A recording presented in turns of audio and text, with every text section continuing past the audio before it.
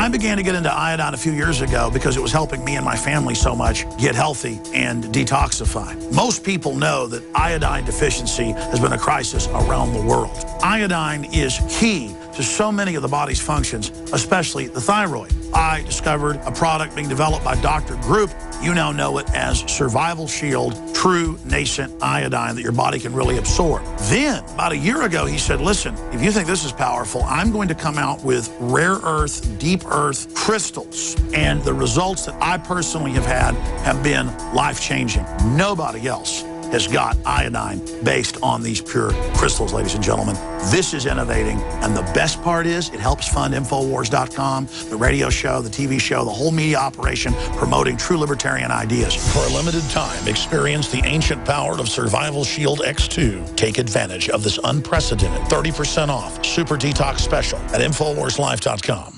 I've always believed in nutrition and herbs. Super Male Vitality was developed to activate your body's own natural processes instead of using synthetic chemicals. Sourced from powerful organic herbs, harvested around the planet, and then concentrated for maximum potency. I just received my Male Vitality about 3 days ago, and I must say, that is good stuff. After consulting top doctors, nutritionists, pharmacists, and others, we have developed what I believe is the ultimate non-GMO organic Super Male Vitality formula. Super Male Vitality by InfoWars Life is so powerful that I only take half the recommended dose. I jump out of bed ready to fight these criminals every day. I look forward to waking up and taking my Super Male Vitality and getting the day started. It's not just the Super Male Vitality. All the products at InfoWarsLife.com are simply amazing. Visit InfoWarsLife.com today to secure your Super Male Vitality and other powerful products from InfoWars Life.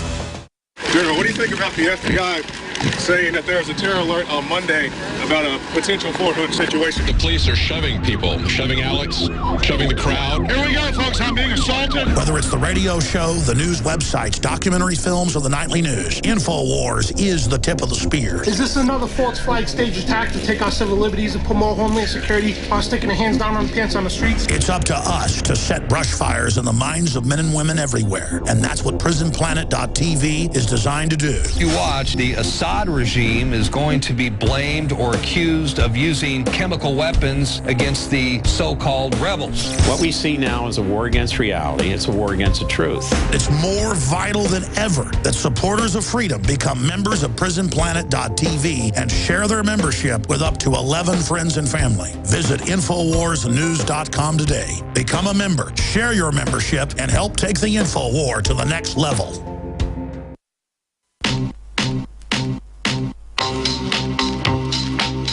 The Alex Jones Show, because there is a war on for your mind. Welcome back to the Alex Jones Show. I'm David Knight, and I've been talking to Dr. Peter Breggin about DARPA's $100 million brain project. They say they're going to help veterans with PTSD. Dr. Breggin is someone who has fought against the brutalities of lobotomies that were performed on World War II veterans for the same justification, to help them with PTSD. So we've been talking about what's likely to come out of that. I want to continue that discussion with Dr. Breggin, but before we do, I want to tell you this hour of the Alex Jones Show is brought to you by My Patriot Supply.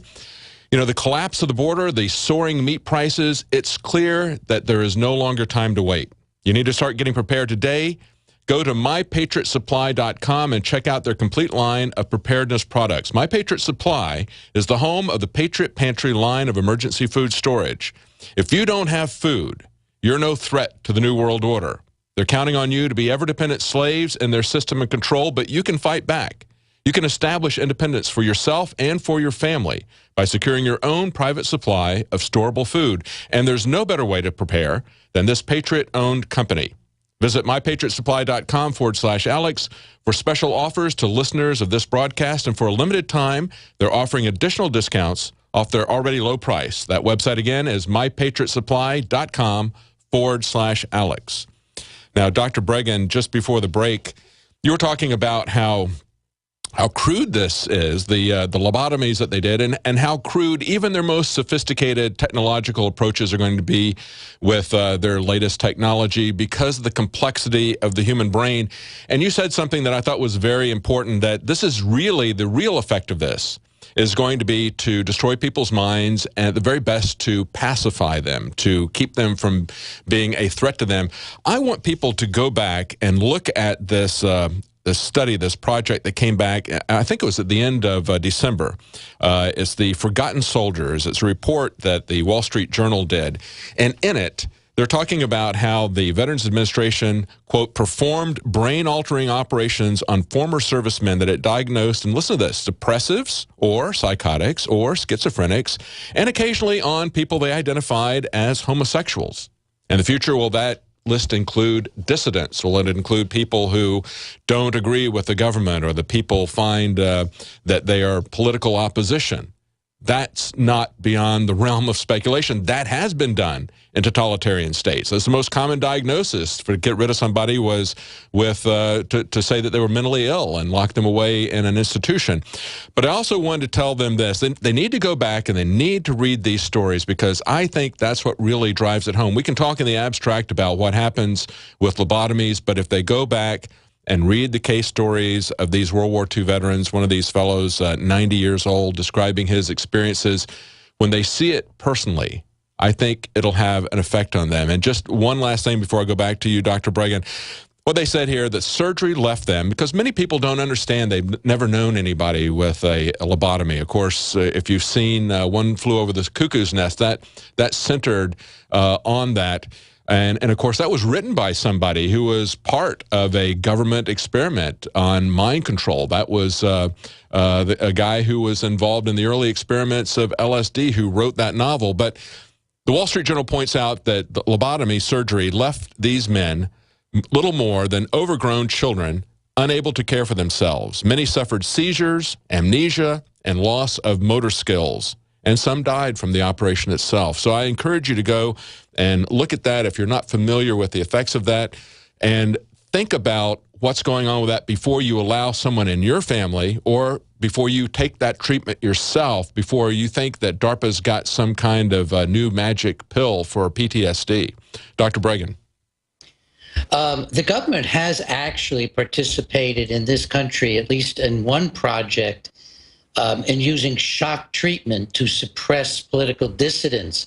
I did a show with 60 Minutes, so we had, I think, 3 segments about black protesters during the 70s in the Navy who were subjected to shock treatment to control them and to stop them from protesting. And shock treatment will stop you from protesting.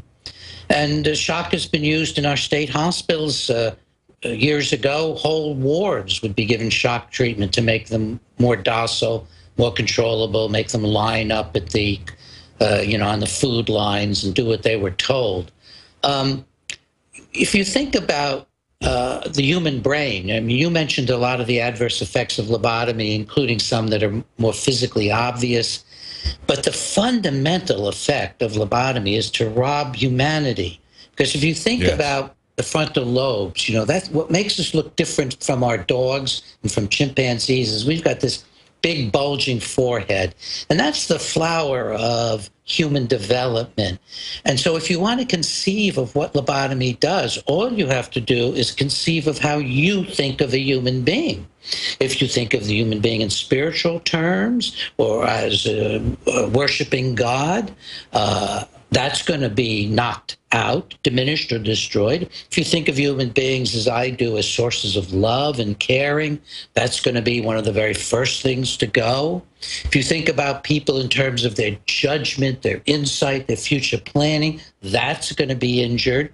In fact, whenever anybody describes the effects of injuring the frontal lobes of the brain, which all of this research will do, it'll all be directed to some extent at frontal lobes. Whatever the person says the frontal lobes are doing is just a projection of what that person thinks human beings are, because it's the seat of our humanity, and that's what they're tampering with.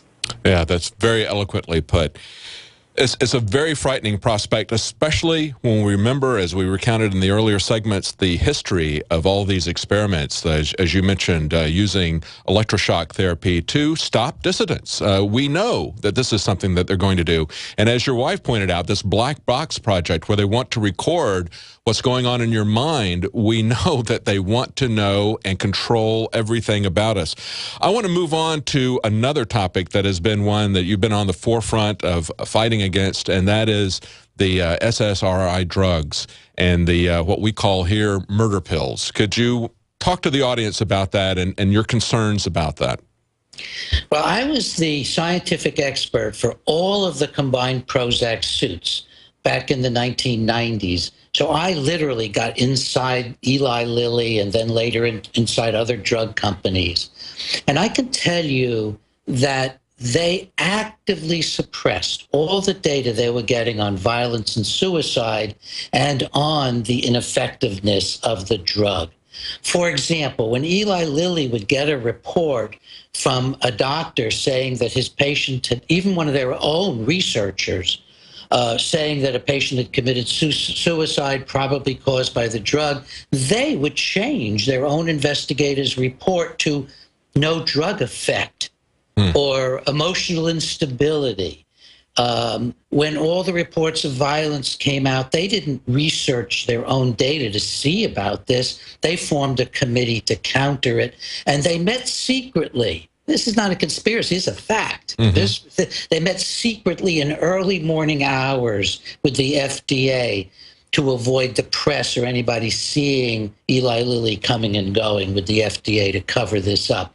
Wow. The latest scientific research shows that if you take all the studies sent to the FDA for antidepressants, not just the cherry-picked ones, see, the company will do maybe 6 studies, 7 studies, and then they'll cherry-pick 2, and those will be the studies used to prove the drug is effective. Well, if you look at all the studies, latest research, the antidepressants don't work. They're ineffective.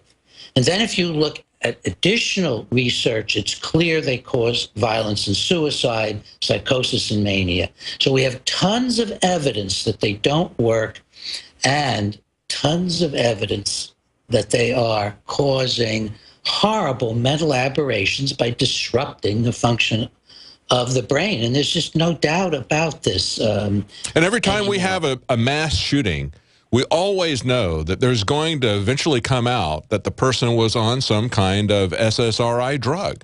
That seems to be the common thread in all these. They're coming from all different walks of life, different ages, different social conditions, and yet that seems to be the common thread. Well, the way I've evaluated it is there are 3 common threads. One is nearly every single one has been through psychiatry. Whether they're on a drug or not, nearly everyone has been through psychiatry. That means beefing up psychiatry isn't going to save us from violence. Psychiatrists make people violent by humiliating them, which is the ultimate source emotionally of most violence, is feeling humiliated and impotent. So psychiatry makes people feel that way with the diagnoses, the drugs, the hospitals. And it doesn't identify violence because there's no particular ability to do that within psychiatry. So one thing is they've almost all of them been through psychiatry. Secondly, many of them, maybe not all, certainly not all, but many of them were actively taking psychiatric drugs at the time. And not just SSRIs, but also other kinds of antidepressants, benzodiazepines, which can disinhibit like alcohol, and stimulants, which can drive people over the edge. And the press has lied about this. I was a medical expert in several suits surrounding Columbine. And what I found was that Eric Harris, one of the 2 youngsters who committed this atrocity and then killed each other, Eric was taking an antidepressant for a whole year with increasing doses. He was taking Luvox, which is an SSRI. Fluvoxamine is its technical name. And he had a blood level of this drug from the coroner's office and also reported to the FDA, and the blood level in his system at the time of the shooting. It was ironically called a therapeutic level of the drug Luvox. And then you get the major media, USA Today, for example, recently coming out with a story reviewing what happened at Columbine and saying we now know that Eric Harris wasn't taking psychiatric drugs at the time. Well, he was, and I can track through his record that he